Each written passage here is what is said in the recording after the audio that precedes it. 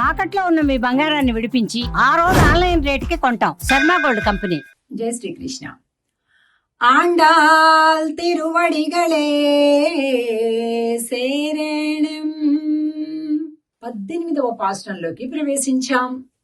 ఆండాళ్ మరియు గోష్ఠి అందరూ కూడా దగ్గరికి చేరారు. ఆ గోపిక దగ్గరికి. ఏ గోపిక? ప్రధాన గోపిక. ఆవిడే తల్లి. అరే, ముందు అమ్మని కదా సేవించుకోవాలి. అప్పుడు అమ్మ స్వామికి చెప్తే అప్పుడు ఆయన అనుగ్రహిస్తాడు. మనమేంటి ఇలా డైరెక్ట్ గా స్వామిని వేలుకొలపడానికి వెళ్ళాం నానా అని అమ్మ దగ్గరికి వచ్చారు అన్నమాట. అమ్మ సన్నిధికి. ఇవాల్టి పాసురం విశేష పాసురం. మనం ఆలయాల్లో కూడా ఎప్పుడు ముందు అమ్మవారిని దర్శనం చేసుకొని ఆ తర్వాత స్వామి దర్శనానికి వెళ్ళాలన్నమాట. అది పద్ధతి. అంటే అన్నిటికంటే ముందు ధ్వజస్తంభాన్ని సేవించుకుంటాం. ధ్వజస్తంభం దగ్గర సాష్టాంగం చేయాలి. ఆ తర్వాత ఆలయాన్ని ప్రదక్షిణ చేయాలి. ఆ తర్వాత ఆ గరుత్మంతుడు గాని ఆంజనేయ స్వామి గాని ఉంటారు కదా, వారిని సేవించుకోవాలి. దాని తర్వాత విజయాన్ని సేవించుకోవాలి. దాని తర్వాత అమ్మని సేవించుకోవాలి. దాని తర్వాత స్వామి. సో ఇది వరుస క్రమం అన్నమాట. అలాగా ఒకసారి తలుచుకొని ఈవేళ అమ్మవారిని మేలుకొలుపుతున్నారు ఈ పాశ్రంలో. ఉందు మదగళిత్తన్ ఓడాద తోళ్వలియన్ నందగోపాలన్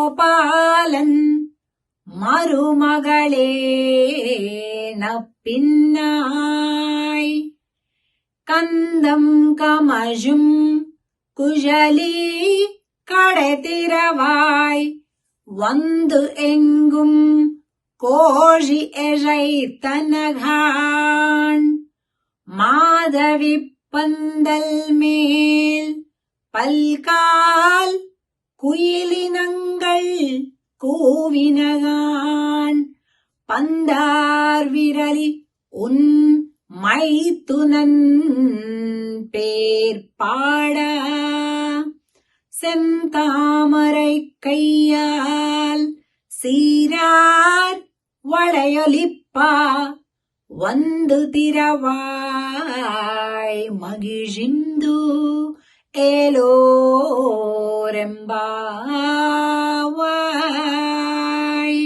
ఉందు మదగళిత్త ఓడాద తోళ్వలేను ఓ నందగోపుడి కోడలా అంటున్నారు. అలా అంటేనే ఆవిడకి ఇష్టమట.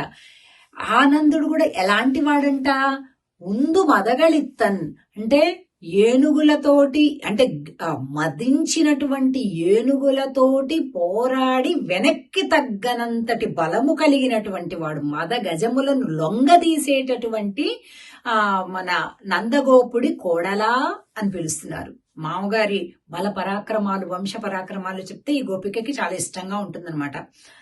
కందం కమజుం కుజలి கடத்திரவாய் வந்து எங்கும் கோழி రైతనగాన్.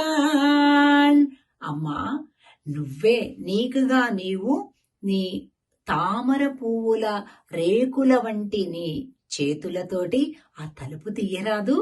గుండ్రగా ఉన్నాయి వేళ్ళు, చేతిలో బంతి పట్టుకొని అలా పడుకోనున్నావు తల్లి. రాత్రి స్వామితో ఆడి ఆడి అలసిపోయి ఆ బంతిని అలాగే పెట్టుకుని పడుకున్నావా అంటున్నారు.